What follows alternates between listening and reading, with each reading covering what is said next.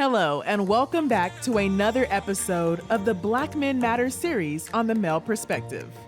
The podcast that's all about dispelling stereotypes and shining a light on the rich and varied experiences of Black men from all around the world. Each episode aims to broaden understanding and foster appreciation for their unique stories that often go unheard.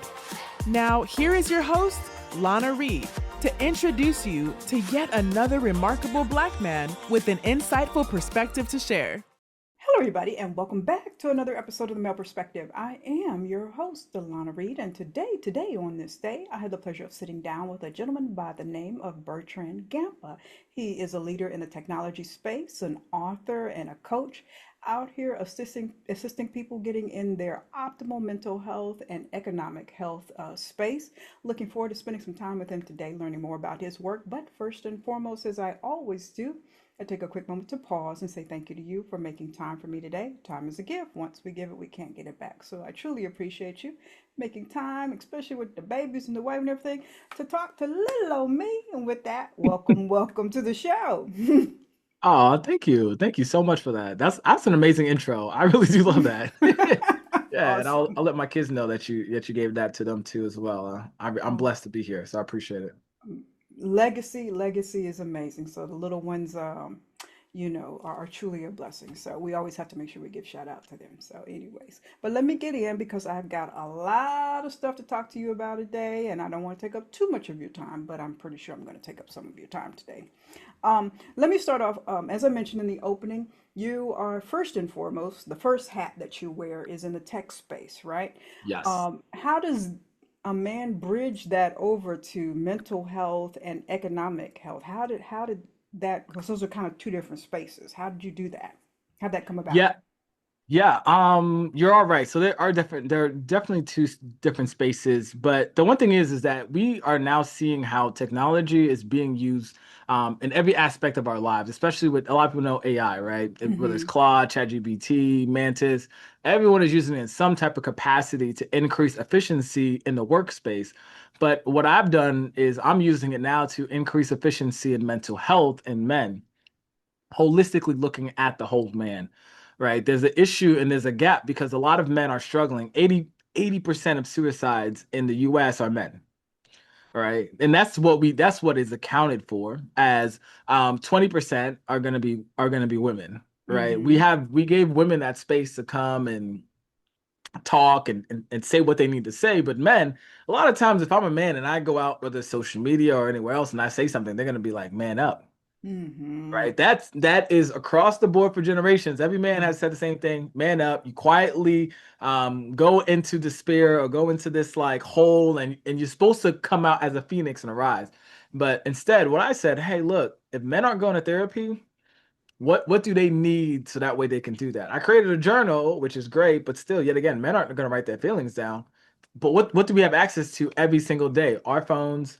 So that's why I was like, hey, I'm a tech head, right? I use my phone all the time for everything I'm doing. Facebook, social media, podcasting, all that, connecting with you and amazing other people. So why not just have an app that they can go into, talk, right? Because men want to compete against each other, right? My best Yeah. that we ever been, any man would tell you the best when they were in high school playing football, playing some type of sport. So I bridged the gap between sports, technology, and mental health. All right, that's where I did that. And then the economic side is really just getting honest, right? A lot of us say, "Oh, mental health is a huge issue." No, is this an economic issue behind mental health, right? Mm. It's a luxury to be able to go to therapy because therapy costs money. If Yes.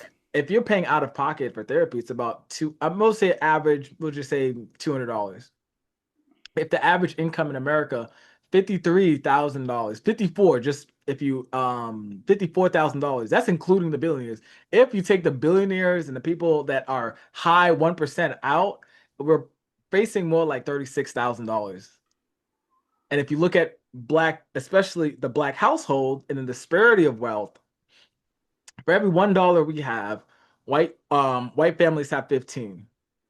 So you got to think, you have to buy food, you got to buy groceries, you got to pay for therapy. Now, therapy, like I just said, is a luxury. So this is an afterthought. So Mm-hmm. most Black Americans are in survival mode. If you live in DC, Atlanta, one of those high income areas, you're not, right? Because you might be making a lot more money. So you may not see it, but the data across the board is showing that, hey, a lot of us are living below the poverty line, even below that. And even with us living below that, we're not the ones using up all the social services at all, right? Most black men are working hard. Most black families are working hard, so to say. But to answer your question, I bridge the gap with technology because I'm a technology head. I see the gap, and I saw where I could plug myself in and create an app and a space for men to come and to really evolve themselves and to be held accountable and to compete. We have the Ascension app, and that's how we do that, right? Because they need a place to do that. And talk therapy is not enough for men, right? Uh, That's also an issue too. It's not enough. So, but I will kind of pull back a little bit, and I'm gonna wait for your next question. I know I said a lot there, so no, okay. So why do you say talk therapy doesn't work for men? because I'll put it like this, right? If you've gone out and you're as you know, I love the DC nightlife, right? I love DC nightlife. I don't know if you like LA nightlife, but one thing you'll say is that when men start to say you're going out, you're drinking or whatever, right? If two men are arguing, the escalation of force is it leads to violence, Mm, right? If two women are arguing, escalation is probably not going to lead to violence, right? sure, And sure. right, so the thing is, men have this kinetic energy within them that hey, there's always a propensity for violence to happen. Someone could get hurt, Hmm. right? That's why men younger, like I would say between 18 to about 40, 50, right? They love sports, right? The men are they want to sit down, watch sports, hit them. Oh my Yeah, God, you got to get that force out of you, gotcha. right? And because men don't function in that emotional space all the time, it can get very volatile, right? So if they Mm, don't have that outlet anymore, a lot of men will tell you, "Oh man, in high school I used to be this." They always say about how in high school they used to do this, or in college I did this or that, right? But once they become adults, all that ability to take all that kinetic energy and mm, implant it into something, right? Mike Tyson said it best. My son, he doesn't want his son to be a boxer because if his son met somebody that had the same aggression as him, right? Which is really just energy at the end of the day, yeah, right? That yeah. same type of energy. The reason why he knocking people out one hit because all the trauma and all the getting beat up, living a really hard not life, right? Yeah. Has really he has all that aggression within him.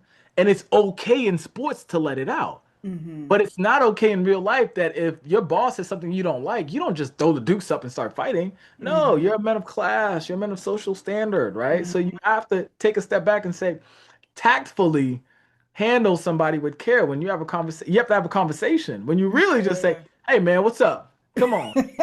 That's what you really want to do. But Yeah. you can do that at the gym. That's a respectable place. You can do that in sports. That's a respectable place. But you can't do that in the real world. And that's why I say talk therapy is enough. Because sometimes there's no time for talking. You need to let it out. You need to let that energy come out. Right? Okay. Science tells us that energy is neither created nor destroyed. So emotion that comes in Yes. you and you hold on to it as a man, and when you get angry, you have to let it out somehow, some way. And we have to be able to give them an outlet and a space to let that aggression out. Okay. So we need to advocate for guys to go to the gym or do some in the garage punch bags or something like that to Yep, get that out. combat sports is something. Yes. Yeah, okay, makes sense. It makes sense. It also makes sense why some of our younger men are struggling because there's no outside time as much as there used to be in previous generations where you were just out there, playing with the younger guys and stuff like that, right? Yep. Exactly. You'd be outside with all the men, all the older boys, younger boys, and it was a pecking order, right? It's a Mm-hmm. pecking order to that, right? Who's the top dog? You follow the top dog. Even in the if you I love the movie The Sandlot, right? You got the one kid, I think it's Rodriguez. He's the best player. So when he told them to, hey, let that new boy that came in, hey, let him play. Just Mm-hmm. put your glove up in the air. I'm gonna make sure you catch it, right? Mm-hmm. Because he gave respect to the to that new player coming in, everyone else followed and said, I'll give him respect too. Mm-hmm. Right. So that's yeah, It's an importance to it's really that. interesting. Yeah, it's an importance to have that Exactly. order, it's all. and the way it cycles itself, time and time again. It's a beautiful thing. It's a beautiful thing. Well, let me get back to, because I want to make sure I remember this app, because I didn't realize there was actually an app attached to this, right? So, Yes, yes, yes. So, oh, the app was, first of all, I was going to use it because I wanted to get a job, right? I wanted to, because I'm a project manager by trade, and a lot of my stuff isn't technical, all right? So I was like, let me be more technical. Let me see what it's like to actually build an app so I can talk to some engineers. Then okay. after that, I said, but let me build a project that actually has some meaning that I can use and actually give to the world. Right. And then after that, I was like, I wonder if I could take this journal because I was telling everybody, hey, you guys, go get my journal. They're like, I don't really journal. Every guy, I don't really do that. I'm fine. I'm okay. Right. I'm like, okay, well, what is something that I could really build? And I was like, what if we could take it everywhere with them because everyone has their phone. So then I started to build it out. And that's really kind of the inception, how it led to. And I was like, And then every time I tell men, they're like, oh, I'm gonna go download that. Mm, Like, oh, okay, well, shoot, now I know, right? Like, mm-hmm, you mm-hmm. already have your phone with you. It's not harder. There's no friction there. As having a journal, you have to go to a website, click buy. There's so many points of contentions as an app. It's easy. Go to the app store, download it, and you're good to go. Okay. So it provides the guys an opportunity to journal from their smartphone. Is that how it works? Exactly. Yep. Okay, okay. Yep. And it's secure. No one can see it because it's in your phone. There's a passcode on your phone. And most people aren't gonna know to go in the Ascension app and read your journal, right? And even when Mm-hmm. you do write it, there's a certain place that it goes to that you have to know where to go to read it. So it's very secure. I love it. We even have a leaderboard on there. Something I'm really proud of is to show like, hey, are you doing all the things that you say you're gonna do? Training the Awesome. whole man, right? Not just journaling, but hey, are you sleeping? Are you drinking water? Did you meditate today? Right? Awesome. Did you write in your journal? What are you grateful for? Three things you're grateful for, right? What are three things you need to get done today so that way you feel like your life is moving forward? After that, I mean, it's putting all that stuff together, right? Then we're gonna integrate AI into it. We're gonna have a whole like that. Like if you ever use Headspace, the app, we're gonna have Mm-hmm. meditations in there. If you ever use Trainerize, that's like an online platform for workouts. We're gonna add workouts in there. So we're gonna be building it to be an all-encompass, really building the whole man, not just like I said, talk therapy is one aspect, Mm-hmm. right? You get that, you can journal and all that. Great. But now having that AI component and also notifications to send out to you to tell you, hey, keep going. Hey, Bertrand, you're doing a great job. Hey, you're falling behind a couple days. What's going on? Hey, you dropped on the leaderboard, right? It's like, ah, man, bring back that competitive nature again with that Yeah. app. Okay, all right. So it already feeds into the male nature, and I'm assuming just by just making assumptions, Yes. that might be easier for the guys to grab onto than actually pulling out some paper and let me write this down. They might take to that better than that process, right? Yeah, exactly. Also I do want to note something is that a lot of times with therapy, I say it takes about a year to get through all the BS, right? Mm-hmm. Because you need a good year to talk through all this stuff to really get at the core issue. So a lot of times men have really dark thoughts, right? Whether they don't want to be here anymore, maybe they want to hurt somebody, these may not be things they really want to act out, but Mm-hmm. just you have to get it out, right? Because we've Mm-hmm. all had dark thoughts before. Somebody cuts you off, or some homeless Yes. guy says something to you, you're just like, I'm so Yeah. upset, right? And it's just normal human nature things, right? And if you write something down, that could someone I had a partner before read my journal.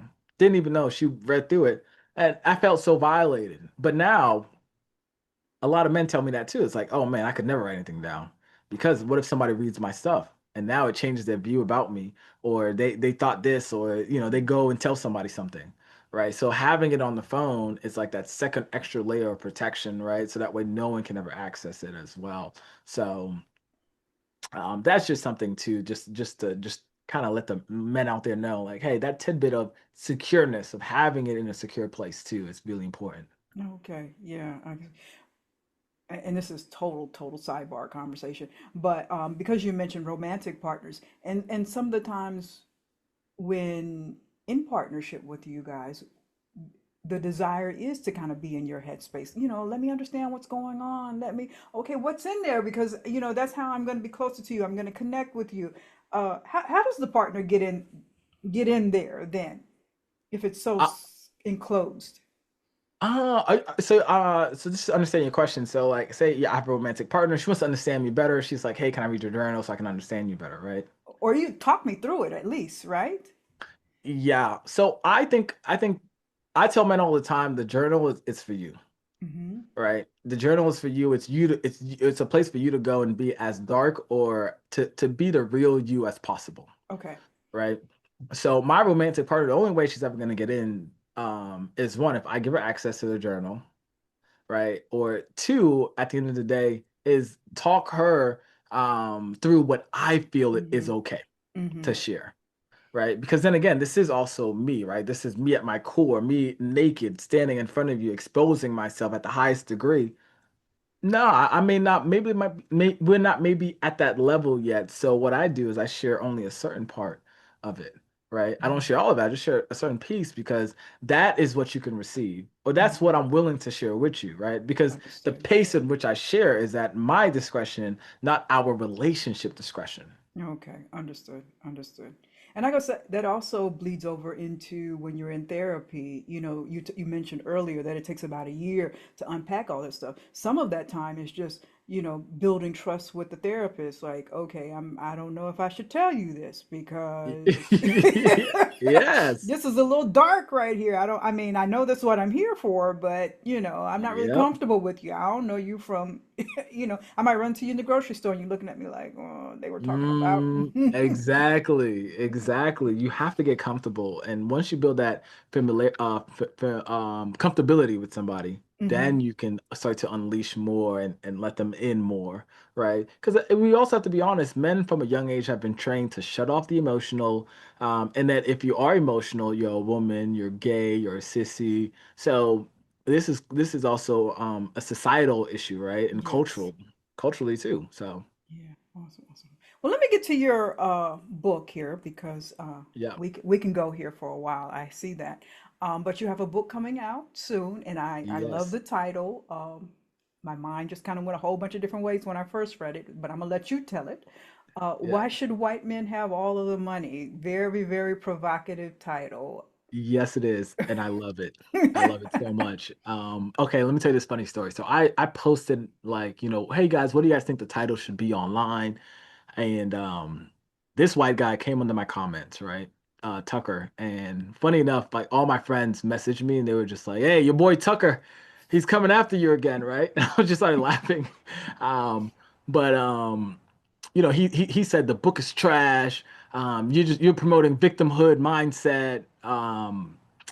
But the thing is, most people, you probably know this, is that the book is actually pays homage to two things. One, Reginald Lewis, the first black billionaire in America, Mm-hmm. because Reginald Lewis's book, Why Should White Men Have All the Fun, Mm-hmm. talks about his journey through racism, through Mm-hmm. going to, I believe it was Yale Law School that he went through, and becoming, and then after that, acquiring Beatrice International, getting the food store and all that. Amazing man, right? And how he saw that he didn't care if somebody was white, was black, was whatever. He wanted to play the game just as much as the white men were playing the game, and that there Okay. was level of access that he didn't get to have.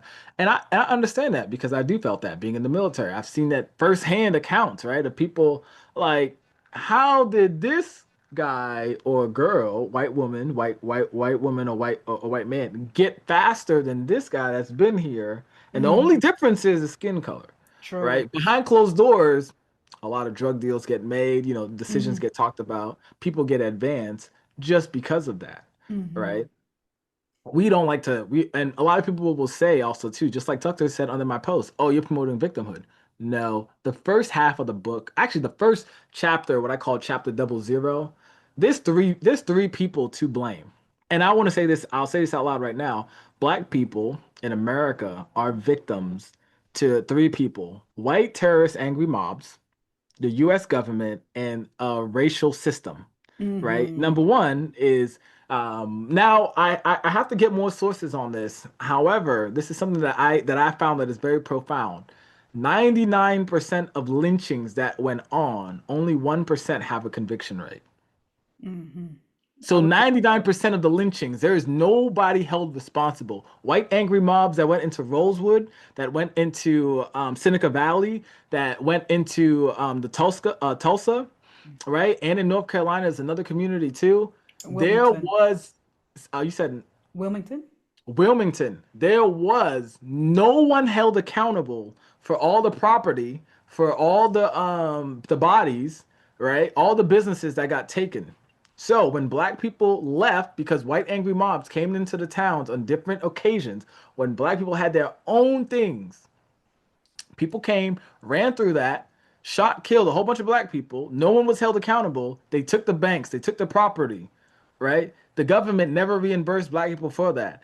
Estimated worth to be $200 million Yes. of generational wealth that was never Yes. passed down.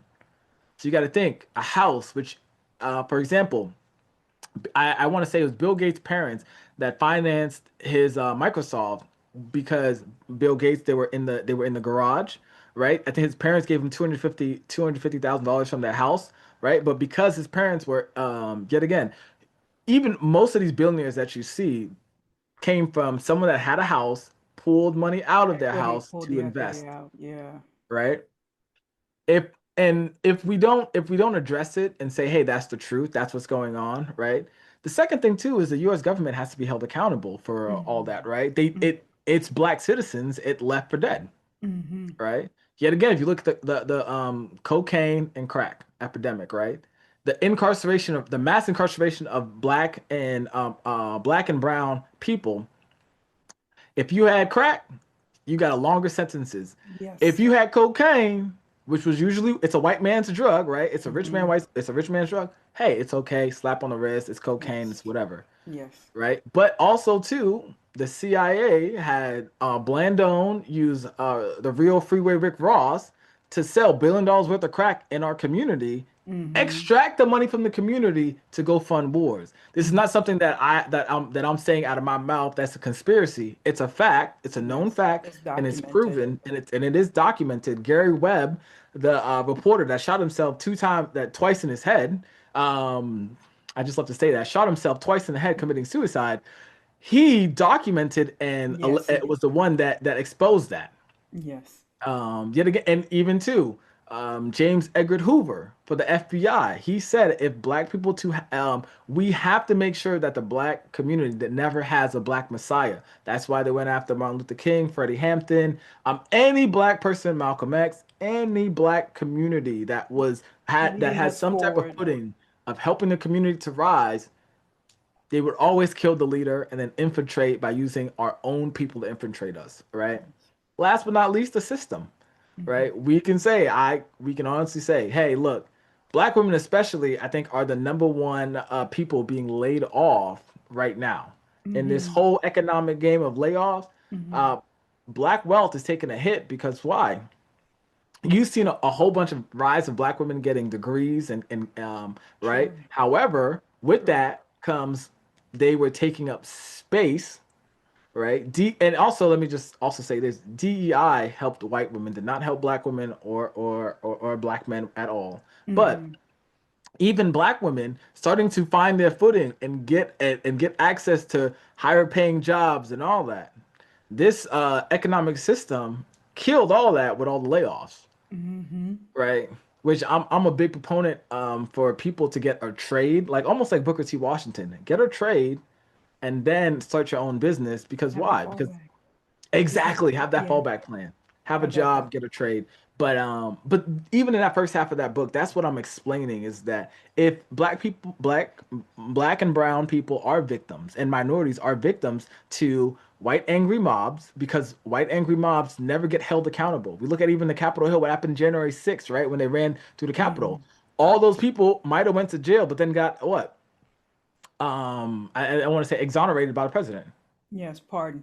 I mean, you Excuse me, you pardon. Yeah, pardon. Thank you you. even look at, I mean, here in the 2020s, all of law enforcement that get away from by when they kill unarmed Yep, black men. You know, it's the exactly. same cycle, decade And after decade after decade, just a new face. You know. uh-huh. Exactly. And my biggest thing is also even gun laws, right? LA is was a gun-friendly place. It wasn't until the Black Panther used guns to protect the community that they changed the gun laws, Mm-hmm. right? So we always see this cycle of the system, like always, every time Black people use the system in a way to help empower us, they They change the rules and the redesign it. narrative. Yeah, they redesign it. Yes. Exactly. And this book is to help, really, at the end of the day, the book isn't a book to talk about all the injustice that Black people go to. What I saw in the world was that this is an economic issue at the end of the day, Mm-hmm. right? Black people or Africans that came over, right? African people that came over here was an economic play. Let's be honest here. It was Free about the money. labor. Free labor. Yes. Free labor on stolen land. Let us find a way to develop this. Exactly. Let's get truthful here. At the core, root cause of everything, it's always an economic play. So Mm-hmm. how do you beat an economic play when you are always being stifled at being part of economic play? Mm-hmm. You need your own system. Dave Ramsey can't help you, Susie Oman, Ramet Sethi can't help you. Because why? We have to talk about the injustices in the room before we Mm-hmm. can go forward and talk about everything else, Mm-hmm. right? And that's why for me, I believe like black men and women, you can't fully become a high performing black man and woman if you don't know knowledge of self and True. understand the history that comes of why you're in the position that you're in. You're Yes. not lazy. No, you're actually the most hardworking people ever, and you're a survivor, right? I don't excuse me. I don't like to say survivor. You're a thriver. You Mm-hmm. come from a lineage of ancestry of people that have always thrived in whatever situation you put us in. They give you the Yes. scraps, you make soul food. They That's give you the right. worst instruments, you make soul music, right? Yes. At every turn, they give you the worst of things, and then you make the best of things. They give you clothes that don't fit. Now we have streetwear. I mean, at every turn. So that's why I wrote the book is because I wanted to give us a roadmap. I wanted to give Black people a roadmap to say, hey, this is the worst of situations, but this is how you make the best of it, right? Awesome. That's why I wanted to write the book, and that's why I have the title is because one, I want to pay homage to Reginald Lewis and what he done, and inspiring me, and then two, it's very provocative. I know it is. Also, I know it is. It's free marketing. Everyone gets upset when they see the title. Oh my God, I can't believe it. Why would you ever do that? Especially in these Yeah, times. exactly. Especially But in these you have times. you we have to lead with truthfulness in this aspect. So yeah. It's very important. And you mentioned something that I always tell people, when you look at our history and it's 400 plus years later and we're still here in spite of amazing. We are some amazing folks. So, yeah, why should white men have all of the money, right? Give us a little something, something, right? Exactly. So, what else is in the book? Well, you broke down, I think, the first 0 chapter, right? Yep. So chapter 00 comes from just the military background. You start at doubles. When we used to count off in the military, we'd say, okay, 01, 02. But I always say, no, there has to be a starting point before one, right? There's Such a a techie zero. guy. Such a techie guy. Yeah, exactly, right? Exactly. So after, but the next thing I break down in the book, and I'll go in succession, is the one thing is I tell Black people is number one, get a job, right? I know a lot of times you'll see a lot of Black gurus or people on social media say a job is just over broke. You want to work for the white man, da da da. No, cut the BS out. Everyone needs a job. Light bill still needs to be paid, right? Exactly, right? Mhm. Even myself, I'm like, hey, look, I'm 100% service disabled. I get paid every month from the VA for my military service, but I still have a job. That's not enough, right? And then what I'm doing now is, and then following the line with even what I write in the book is, I have a job. Now, what am I going to do? I'm going to learn a trade. In DC, you can go learn a trade you can go to the community college. They'll teach you a trade for free. So I'm going to be taking HVAC, electrician, and carpentry, right? And then I'm going to start my own business with that, right? So that way, why? Because if need be, I like to fall. Like I said again about Booker T. Washington, right? At the time, Booker T. Washington, people thought he was not he didn't want to integrate. He's a very he's a Mm-hmm. I forgot what the right term is for it, but he believed that white people should be here, black people should be Separate here. but equal, I think it is. Separate but Yes, 100% separate but equal. And I'm not in line in that, right? That's not where I'm more aligned in. What I'm more aligned in is that I believe that because you're black, there's certain things that you have to do a certain way, mm-hmm. right? You if you were white, it might be a little easier, it might be a little different for you. And every black person has been told the same thing. You have to work twice as hard than your white Yes. counterparts, Yes. right? And this is not something that is like a misnomer. It's a fact, It's our right? We reality. see, yeah, it's a time and time again. So I mean, let again, I'm not going to sugarcoat it for you because why? Let's just stand on the truth here, right? Mm-hmm. So with that being said, I'm more in the line of get a trade. Why? Because if you go to jail for whatever reason, if something happens to you for whatever reason, you lose your job, you can always fall back on that trade skill that you have, Good. Good. right? And then also, I want to encompass group economics. We always talk about having grandma have a house, right? And Mm-hmm. then everyone will say, I want to move out. I want to have my own thing. I want to be an adult. We are at war right now. You cannot have your own house. Mm-hmm. The only way a civilization or even a tribe was able to fend off other tribes or other people that came to attack them was because they were together. I Yes. wasn't all the way in LA and then grandma was in DC and then somebody else is in Atlanta.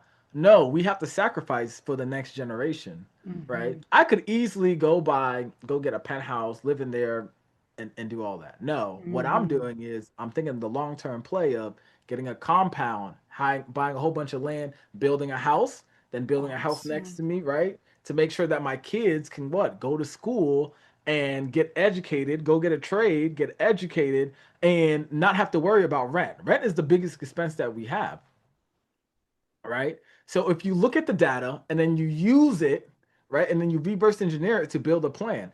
Um, we have what we call like a 100-year plan, and I talk all about all this in the book as well. Is that Mm-hmm. hey, this 100-year plan, your family should get a house, everyone should live in the house, right?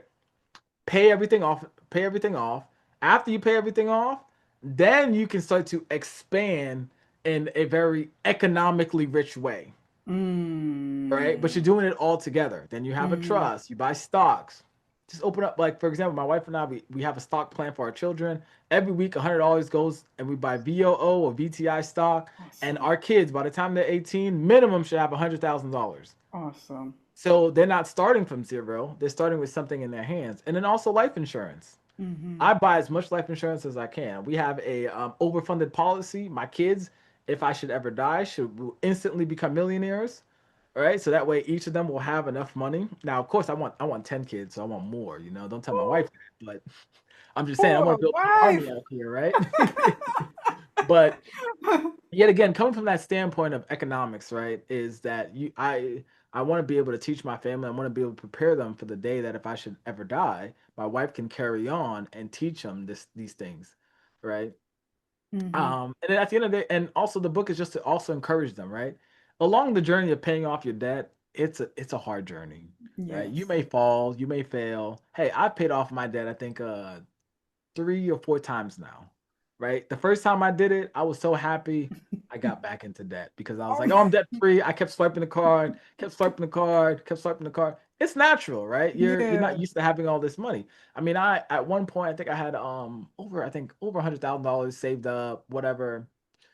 My first time having all that money, I helped everybody.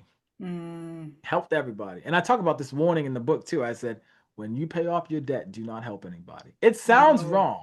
No Sounds so becomes a wrong. word. No becomes the word. Yes. Exactly, because everybody starts to borrow money from you and nobody pays you back. I had people tell me, Bertrand, you have enough money. Don't worry about it. Mm.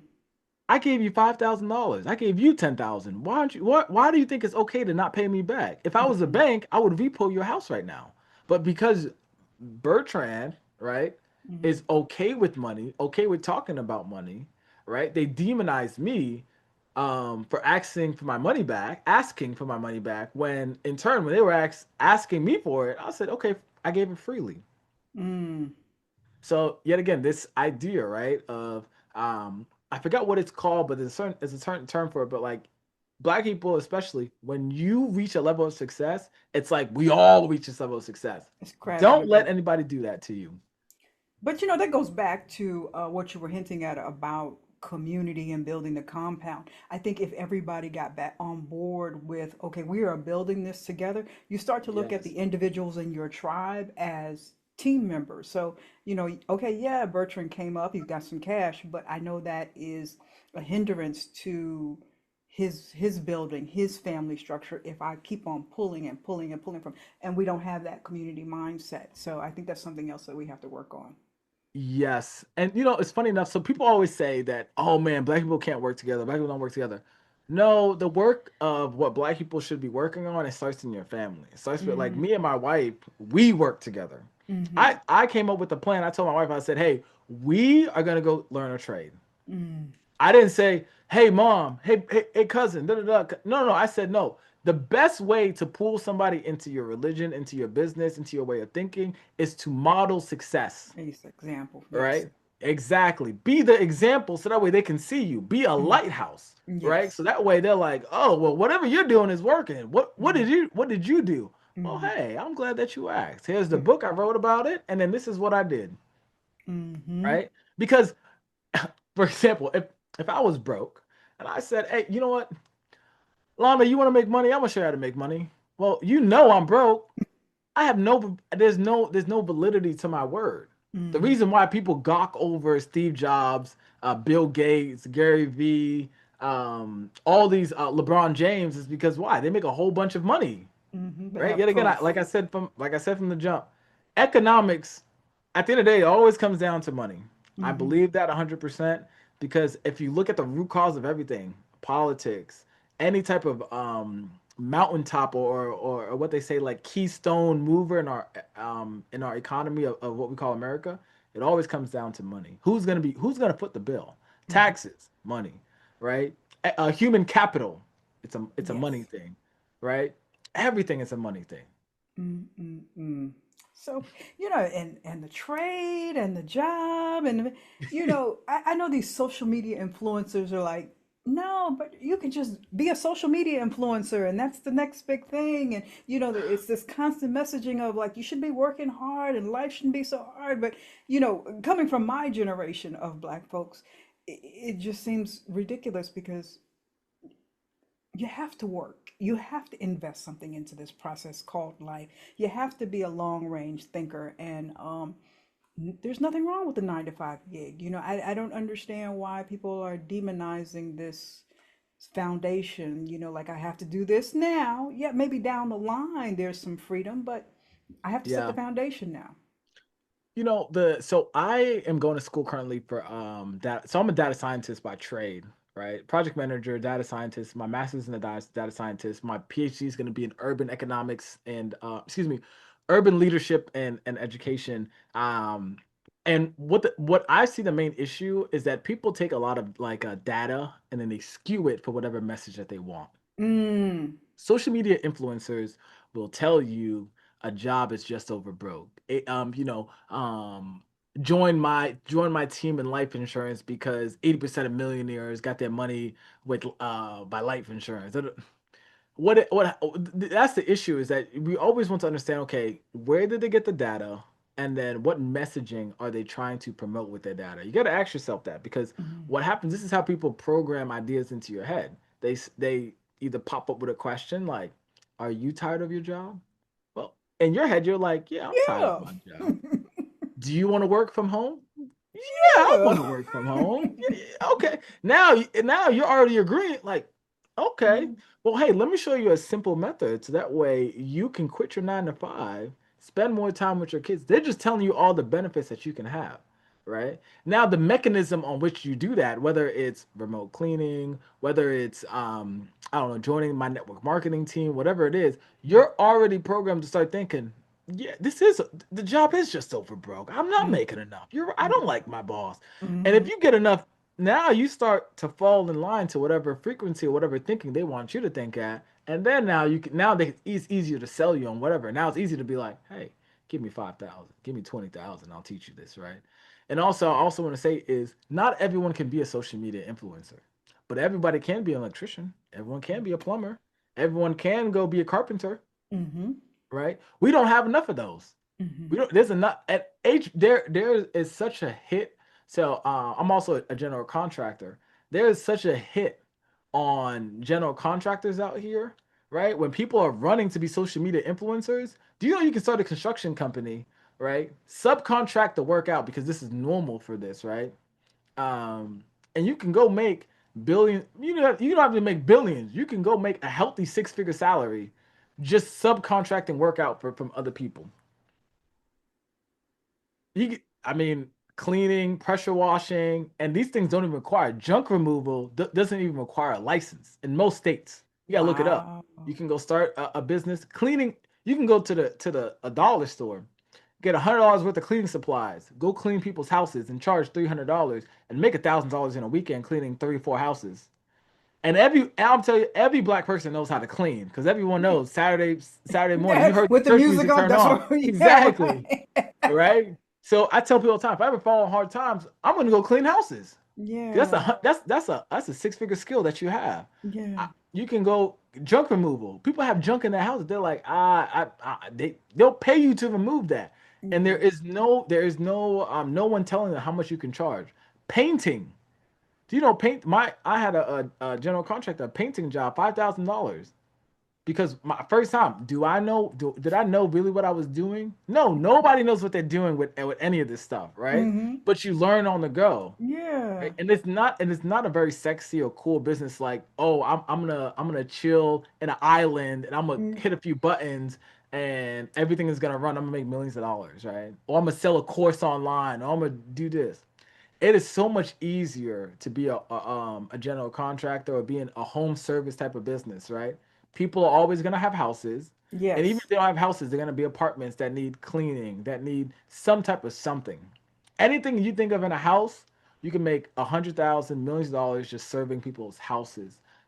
And I know I kind of got a No, little, no, no, no, no. I mean, but down the just rabbit hole. thinking, because it's some of the arguments that I have, and like I said, I might be speaking from a generational perspective. I'm Gen X, so Yeah, having stable, consistent income coming in versus the, oh well, I might get that YouTube check today, or I might get that, like it doesn't make sense to me, but it's the pipe yeah, dream, it's the you yes. too can be a millionaire. No, No, you can't. no, No, no. you can't. You won't. You're not gonna make it. You're not gonna make it. It's kind of like the you do numbers, right? So we have all these kids, these young black boys that we from the age of 5 we put basketballs in their hand. Yeah, What percentage actually become LeBron? So why are we not preparing them for uh alternative options? I think that's some of the things that, exactly. yeah. Exactly. I 100% agree with you. And I was actually one of those boys that thought I was gonna go to the NFL. And when I did Mm, go to the NFL and crush my dreams, I took that aspirations and then turned it into business. Right. mm-hmm, Now, like I said, you can't be the next I will never be the next LeBron. All right. mm-hmm, I'm way past that. My kids, do I assume they're gonna no. I tell my kids all the time, like, hey, my kids are gonna be running our companies. mm, They're not that I'm not putting a basketball in their hand. I'm not putting a football in their hand. If they want to go and play, by all means, go. But do you think you're gonna get mom and dad out the hood because you're gonna go dribble a ball? No, yeah, that's not our dream. yeah. That's not the expectation that I set for them, right? Not at Run the all. numbers, run the numbers. Exactly. You Exactly. know. Less than 1% of the 1% are gonna make it into the league. Hmm. You have a higher chance of not making it than actually making it. Hmm. You And know? listening to you talking and you being the tech guy and the data guy that you are, I think that that might be one of the major issues that we have in our black communities situated across the United States is that we don't have this guy or girl with a Lucy stand, the cartoon Lucy, Charlie Brown, sitting there on the corner giving out information. So a lot of us are just kind of like winging it, like we don't have the resources, the knowledge, the information being fed into us. So we chase what sounds right, what looks good. And it's also, it keeps us in this perpetual cycle of economic struggle. So, So I would say I think there are people out there, but the fashion, or how do I say it? The appeal of easy money will always appeal, mhm. right? Going to be an HVAC, a It's not carpentry sexy. electrician, It's not sexy. it's not, right? You can't and that's the thing, right? If you look at media or you look at representation of black people on TV, and I dealt with this when I went to college, was that every people ask me, did I have a gun? Did I sell drugs? Because that's the expectation of black people, right? Mhm. And I was good at football, so they clapped for me when I did that. But if I was a good student, it was like, you're white. Mm. We You're not think really black. You're not really black. exactly, right? You know exactly where I'm going with that. And Mm-hmm. that's what we have to get away with, that rhetoric of, and that's why I tell in my book, why should white men have all the money? Because we think that there's certain things that only white men can do, right? Mm-hmm. They're the only ones that can be plumbers, that can be electricians. So I bet you by none, if you ask somebody, hey, if you were to think of a plumber, what would you think? Oh, some fat Mm-hmm. white guy Mm-hmm. with his pants sagging, with his crack Yeah, butt showing. crack, right? Yeah. Exactly, right? And I've done this so many times that I know that I'm like, okay, well, hey, this you can be black and be a plumber. Oh no, I can't do that. I gotta go into Mm-hmm. tech. I gotta get a white collar job. Mm-hmm. No, these blue collar jobs are paying more, if not more, right? And if you have your own business, the sky's the limit, Yes. right? So that's why we have to change the narrative in that. And I believe finding our, I'll say a black messiah. I think it comes down to we need more good black men speaking up. Now the reason why I say black men is because and call me a misogynist, right? Like I just think that there's nothing like when a black man speaks or a black father speaks, you kind of perk up a little bit, right? Mm-hmm. My Mm-hmm. wife and I just talked about this is that when she's like, "Hey, go take a shower or go do this," the kids are like, "Ah, ha, ha. Hey, get in Mom, the stop. shower." They're like, "Oh, Yeah. okay, oh, ooh, Yes. I gotta go because they're talking now, right?" Yeah. Um, It's the nature of the you know, beast. It's the nature of yeah. the beast. Yes. Yeah. Exactly, exactly. So we just need more good content creators that are black men speaking, just good men in general speaking about what they're doing and working on. Too many of us Mm-hmm. want to quietly live a quiet life, not share what's going on. Just turn the camera on and say, "Hey, man, this is what it looks like to be a good father." Mm-hmm. Boom. You know. Yeah. Now, not all of us are going to be amazing and have millions of followers, but you might motivate two or three brothers to not Mm-hmm. um want to go pick up a ball but go be a plumber or go do this, right? Yes. We just don't Yes. have enough good brothers showing there's other fields that can be entered, right? Mm-hmm. And too many gatekeepers in my opinion too sometimes.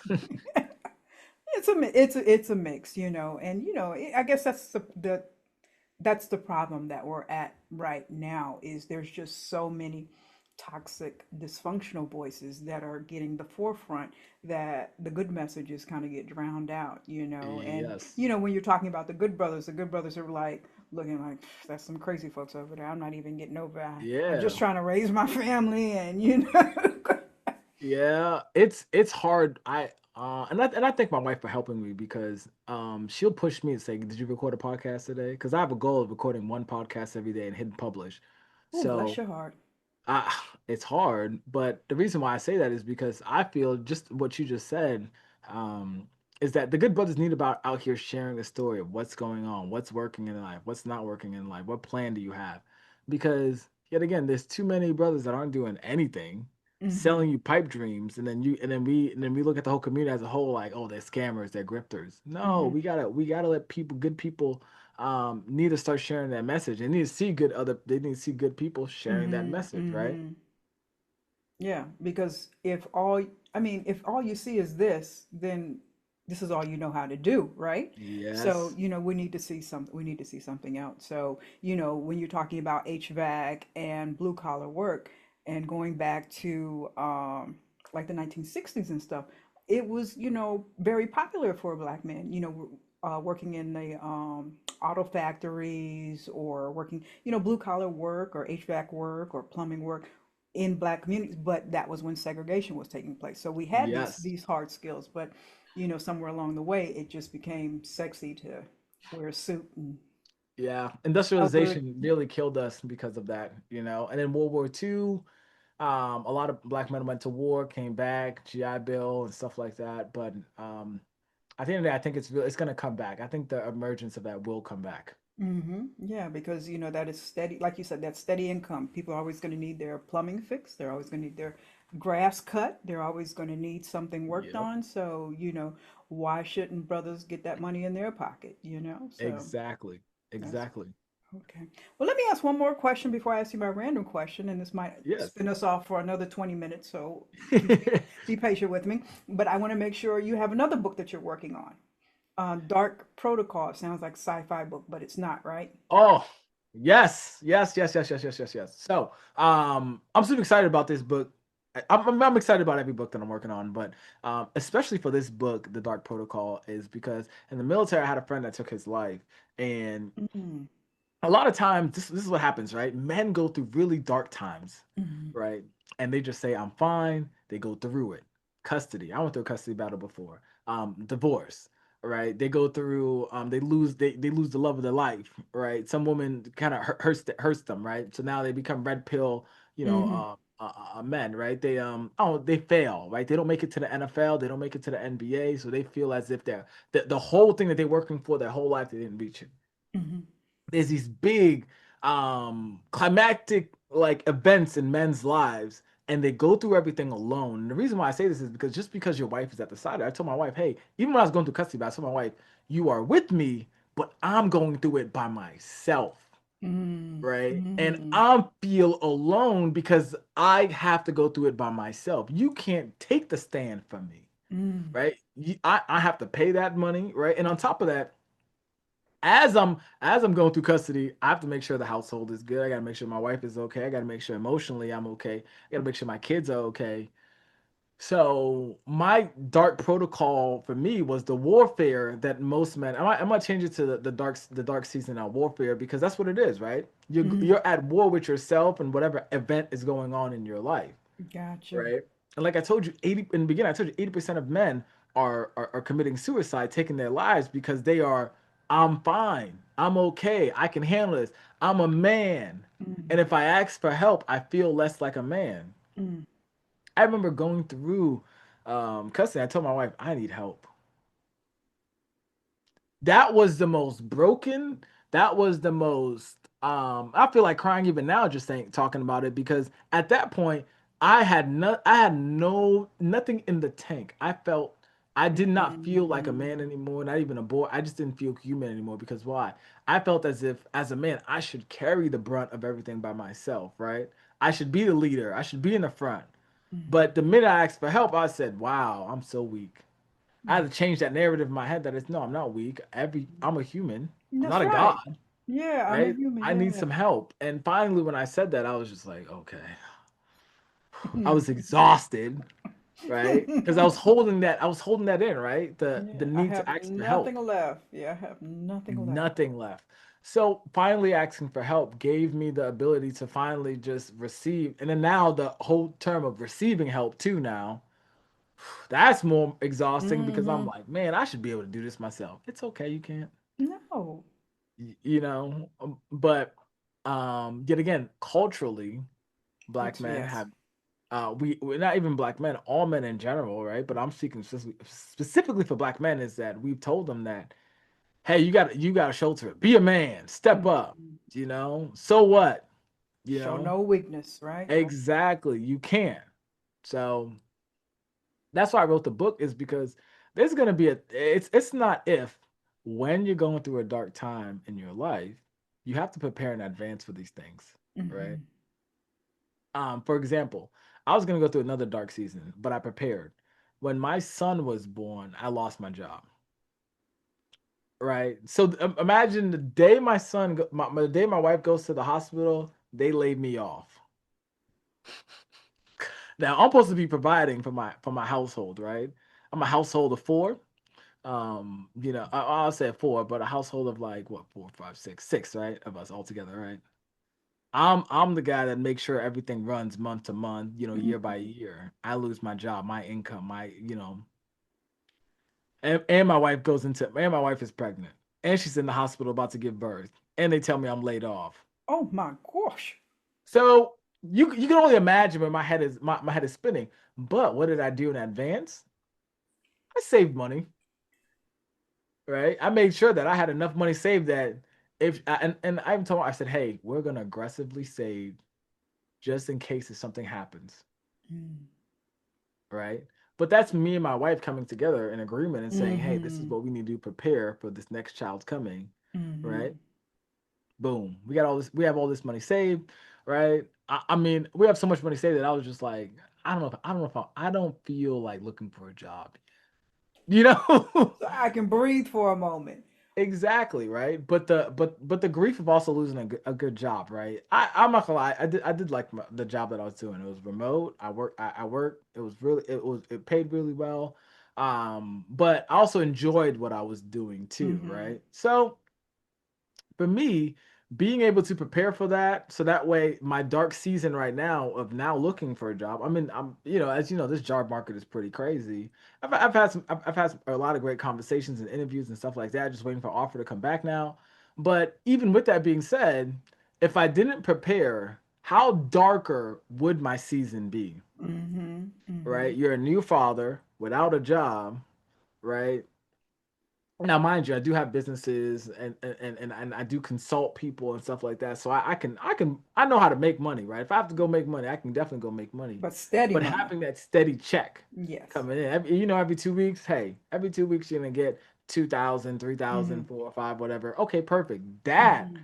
is different than okay, I gotta go hunt for okay, who can I consult? How Mm-hmm. many consultations can I do and stuff like that. So that's why I really built the dark season protocol is because it's not if, it's When? when the dark season hits, right? How do you prepare for it, Okay. right? And every man's gonna go through a very dark season in their life, and every dark season looks different, right? Yeah. Almost like trauma for every person looks different, right? So at the end of the day, when a man goes through it, what are the steps he should take, right? Basic steps. Sleep. Make sure you're sleeping well. I know it's hard to sleep when you're going through something emotional because you're like, Yes. oh my God, but you gotta sleep. You still have to work out. You still have to eat right. You still have to meditate. You still have to journal, right? You Mm-hmm. still have to be grateful, right? And even if you're journaling out of anger, it's okay, but let it out.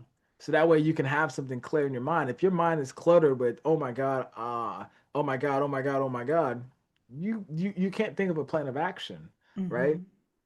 If you fight an opponent with a clouded mind, you always win. Mm-hmm. Mm-hmm. So that's why the book was created, right? It's just to tell men the truth is that hey, you're gonna go through a dark season. I don't know when it is, but I Mm-hmm. know it's coming. Yes. Life is going Right? to life, right? Exactly. So and that's all it is, just to prepare in advance. So make Mm. sure that dark season is not as dark as it can be. So And when should we expect these books out? oh, thank you. That's a great question. Let me put myself on the spot here. Mm. So I'm believing, why should white men have all the money? Probably next year in February. I want to release it during Black History Month. Okay. Okay. um, but I might release it sooner.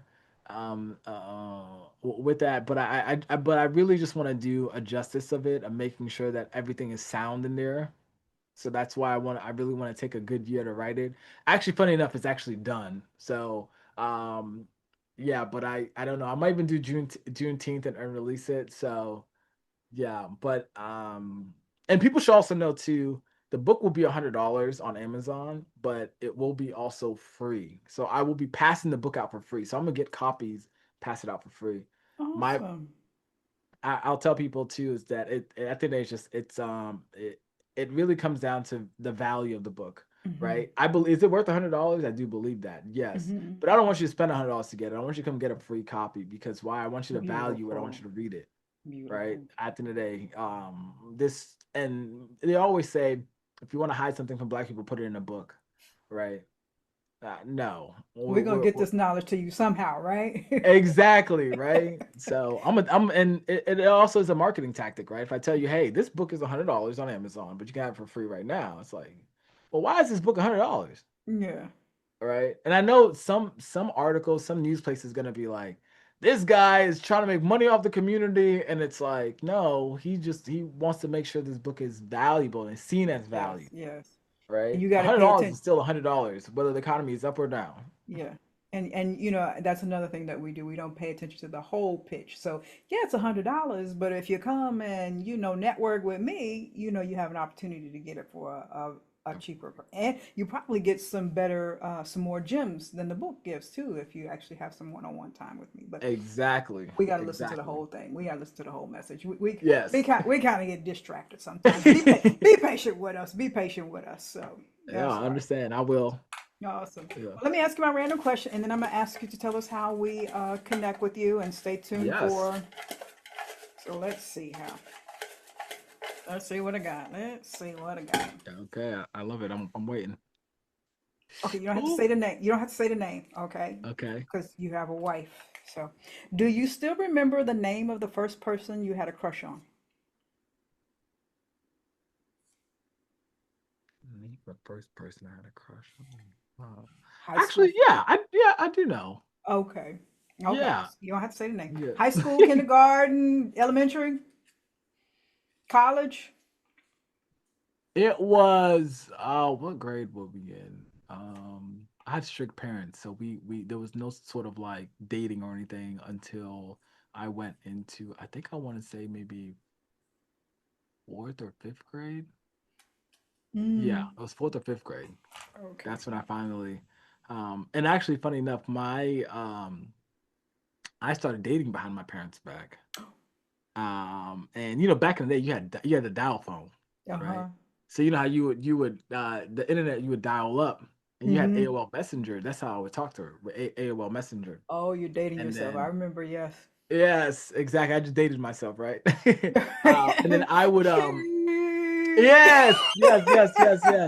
It's like, hey, get off the phone. I'm on the internet because you couldn't be on the phone and the internet. You had to wait for the Yes, internet to yes. connect, and then you could get on the phone, right? So, Hmm.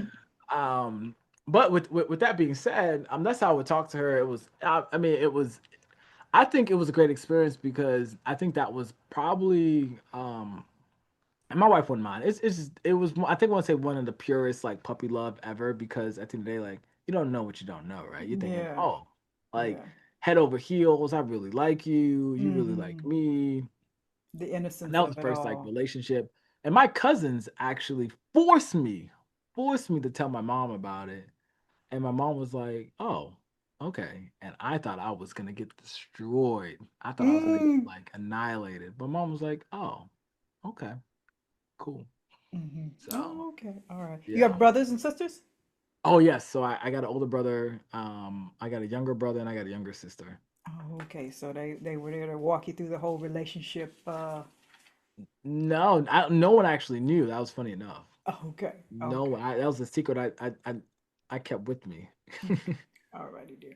Well, tell us how we stay connected with you so that we can pick up the book down the line and we tune into the podcast and give us all of that information. Yes. So the best way to stay connected with me would be at 1pmman.com. That's my website. My podcast is the 1% Man, Bertrand Ngampa. You can also Google me. You'll see me probably for a few large publications as well, so like Business Insider, um, entrepreneur.com. My links are there, and I usually pop up right away on Facebook and stuff like that. But you can also add me on Facebook, on Twitter, on TikTok, Bean and Gampa, at Bean and Gampa, and then what else? Oh, yeah, I think that's the best way to reach me. On any platform, if you message me, I'll answer. I don't have a team. I don't have a team anymore that answers any of that, so it's all me by myself doing everything. Yeah, that's the best way to reach me. And if you want any of my books as well, just send me a DM, and I will give you the book as well for free. I'll send you a digital copy. I'd rather you have the knowledge, for whatever reason. I think the knowledge is, and then once you apply it, bring back any questions and stuff, so we can have a great conversation. So yeah, that's the best way to reach me, as well. So Awesome, awesome. Well, sir, I want to personally thank you for pouring back into everybody else. That is a calling that not everybody answers. You might get that nudge, but like, I don't want to do all of that. I don't want to do all of that. So I thank you for answering the call. It's so impactful, not only to your tribe, but to all of the communities across the United States that really need the information and the value that you're bringing. I just really think this is a perpetual cycle that we see ourselves in as a Black community. So somebody's got to lift us out of that. So, here you are, and I thank you for your work. It's so needed. It's just so needed. And I wish you, and so we're on baby number 4, 5 now. We got 5 more to go. yes, well, we got four. We got six more to go. Oh, boy. Run, run, let's run. Lock the door. I wish you and the family blessings on blessings on blessings, and I thank you for your time and everything, and I just wish you continued success. No, thank you so much. And I wish more success for you and your platform. So I appreciate you so much. Thank you so much. That is all for this week's episode of The Male Perspective. I'm your host, Lana Reid, and I will see everybody next time. Thanks for listening to another episode of the Black Men Matter series on the Male Perspective. This podcast is an initiative of Conversations in Color, a 501c3 nonprofit dedicated to uplifting Black voices. Make sure to check out our website, conversationsincolor.org, and be sure to like, share, and subscribe on your favorite podcast platforms. We'll see you on the next episode.